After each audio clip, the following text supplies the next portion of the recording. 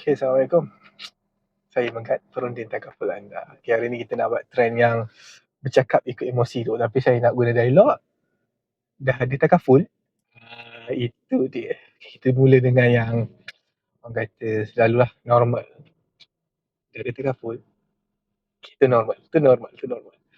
Yang kedua, sedih. Dah ada takaful? Dah ada ke? Itu sedih. Yang ketiga, marah. Dah ada takaful? Dah ada ke belum?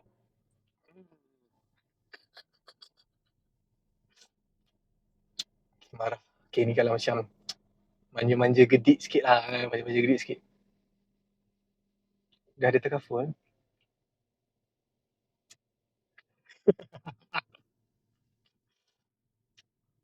Last Korea.